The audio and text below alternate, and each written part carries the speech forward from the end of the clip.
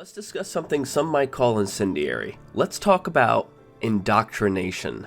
It's not necessarily catastrophic that the game doesn't comment on it, but its absence is disappointing enough for me to devote a section to it anyway. As you all know, the story contains a major plot point and gameplay mechanic involving the recruitment of Roman citizens into the Assassin Brotherhood. The Order wishes to increase their ranks and further spread their influence across the country. This strategy is sound. Throughout both this game and the last, we have witnessed the ineptitude of the Assassin Brotherhood in various ways. We have seen this Italian order allow an ignorant, immature citizen don their very own robes and weaponry, carry out assassinations with no official permissions to do so, all the while keeping this young, impressionable man in the dark. We have seen the more experienced agents of this order barely assist our hero in these assassinations, even though it is their job, not his. We have seen the leader of this order lose a piece of Eden for no discernible reason, and we have seen permanent, lifelong members not being present in Rome during the struggle for the apple. All of this screams incompetence to me. Recruitment makes sense and needs to happen. We need new and fresh faces to replace the inept ones. Ezio takes his time to travel to different areas of Rome, searching out men and women who are victims of the Borgia and their violence. He asks them if they want to end the tyranny currently infecting Rome, and they join the assassins. The process here is fine in terms of gameplay, simple, quick, and straightforward, but as a plot device,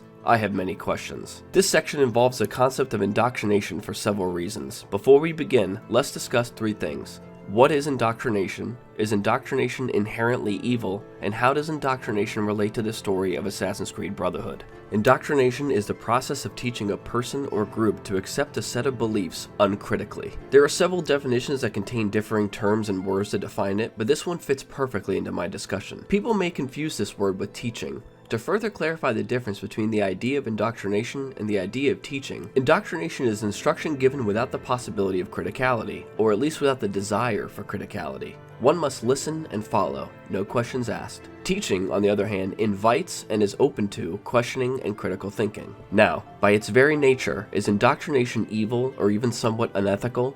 I am no philosopher, nor am I a sociologist, so please take what I am about to say with multiple grains of salt. I am fairly certain that indoctrination is, at a fundamental level, unethical. I believe that there are two concepts that need to be discussed with this statement: the intent of the instruction and the mental faculties of the target audience. If the intent of the instruction is to instill tenets that are not to be questioned, then one has already crossed the line between ethical teaching and unethical indoctrination. One might argue in defense of this by citing the example of parenting. Parents are charged with the molding and forming of their offspring's realization, understanding, and confrontation of life's challenges. They do not ask or desire to be questioned during a child's rearing. Gino, my son, hold the door open for ladies that are behind you, and allow them entry first. Is this indeed indoctrination? My parents do not wish me to argue with them over whether I should have done this or not. I am to obey their commands and do what I'm told. However, ideal parents would take the time after the maturity of the child to explain the tenets passed on to them in order to justify the instructions. Loving parents intend their children to question their reality and the world around them once they are mentally able to. Children who have matured enough to think critically will then listen to the justifications, interpret them as they see fit, and choose to continue in that line of thinking or not. This is the crucial element of parenting. The distinctions made between what the parents know cannot be logically questioned now, but is able to be questioned later. And this leads seamlessly into my second concept, the mental faculties of the subject. Not only does the intention of not being questioned at all ever need to be absent, but the instructor needs to understand the psychological capacities of their audience. Children, the mentally ill, the emotionally distraught, and the victims of extraordinary circumstance are all classic targets of indoctrination. Why is this the case? The degree of psychological fortitude most commonly found in almost every other subject is either weakened or not there to begin with. It's easier,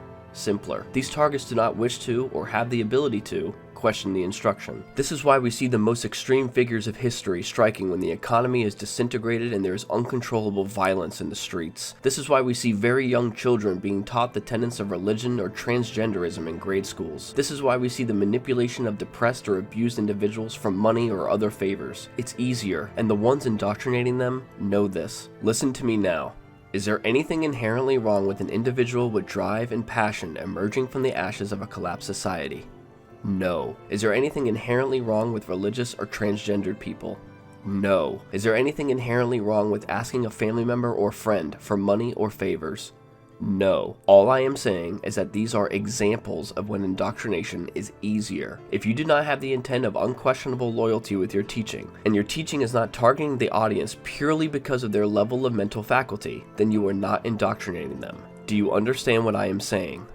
Good. Now, with all of that said, How does this tie back into the game's story? Ezio is actively recruiting for the Assassin Brotherhood. We see the moment Ezio saves these citizens from the situation they're in, then we see him inquire about dismantling the oppressive force in the city, then we see they are available to fight. There is not a single piece of dialogue or writing that explains what happened in between these 2 points. Ezio is part of an organization that fights for humanity's free will. The reason this conflict exists is due to an opposing organization, the Templars, that wishes to dominate the minds of the masses. This is possible because there were beings that came before humans that designed artifacts of ancient technology with varying levels of metaphysical power and psychological restriction. The Templars wish to use these pieces of Eden to control humanity and stop the violence and bloodshed that has enveloped the species since its dawning. The Assassins wish mankind to reach this level of peace through their own free will, without the influence of force or manipulation. How in the world is one meant to be given this information? All up front, a little at a time? You might want to point me in the direction of the last game, where we witnessed firsthand Ezio's journey to be introduced and invited into the Order, but this, I believe, is a special case. Ezio was not only the son of a very prominent and active assassin in the region, but the mentor at the time was his very own uncle. Side note here, in my last look back, I mistakenly believed that Machiavelli was the mentor, but he only became mentor after Mario's death in this game. Mario was indeed the mentor of the Italian Brotherhood during the second game and up until his death. My bad. So, Ezio's journey into membership was built upon family ties and blood relations. Sure, it is a possibility that in an alternate reality, Mario and Ezio are not related whatsoever, and Mario could have found Ezio after his family members' executions, but that's a slim chance at best. Ezio already had a fundamental loyalty to Mario and a willingness to listen and join the Brotherhood due to his father's and uncle's already existing membership. As a result, this does not provide us with adequate evidence that other individuals' journeys to join the Order would mirror Ezio's. The ones we are recruiting are regular citizens, totally innocent and ignorant bystanders that are caught up in the violence of the Templars and asked to join. The reason this is important is because the trust involved in the grooming of Ezio, namely the information that was dumped onto him, already had a foundational element to it: family. If we are an assassin recruiting a stranger, we don't have the luxury of that trust. The surrender of the information pertaining to the goals, drives, purposes, and history of both orders has a long list of assumptions that are married to it.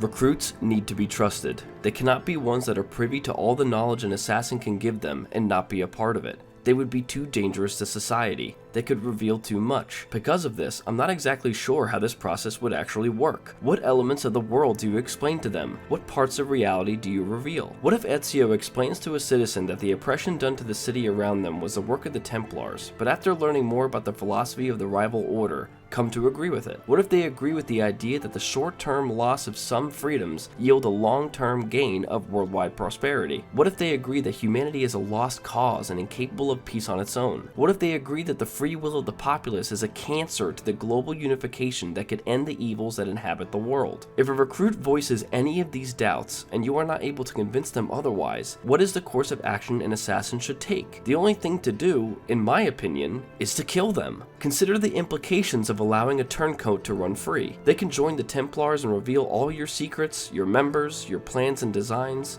your outposts and bases, or perhaps even worse, they could just go their own way. Now you and your fellow assassins are not only fighting the Templars, an already vast network of highly competent individuals banding together, but now rogue agents that have the capability of amassing huge numbers of third-party followers. There is precedence for this behavior, by the way. Savonarola from the previous title discovered and used the Apple of Eden not for the assassins, not for the Templars, but for himself and himself alone. The assassins cannot have Savonarolas running around, devising plans for the world and using pieces of Eden to make those plans manifest. This isn't sustainable. Salvi, one man, took over an entire city for years and destroyed decades of knowledge and literature in the bonfire of vanities. Imagine an entire world of Salvis running around obsessing over and endlessly searching for pieces of Eden. To have a recruit go against your teaching and instruction would be catastrophic to the entire purpose of the Order, and because of this, I don't see how an assassin could allow a recruit to go against them. So, this is not teaching. This is indoctrination. It has to be. If you reveal everything at one time in one massive monologue of lore and history, then there is a possibility the recruit could disagree with a few things. If they disagree, they must be annihilated. If you reveal things slowly, one historical figure or event at a time, then you are keeping them in the dark to the true nature of the conflict. Whether you agree with the assassin ideology or not, This is nothing more than manipulation. You don't think this is manipulation or indoctrination? Okay, I haven't convinced you yet.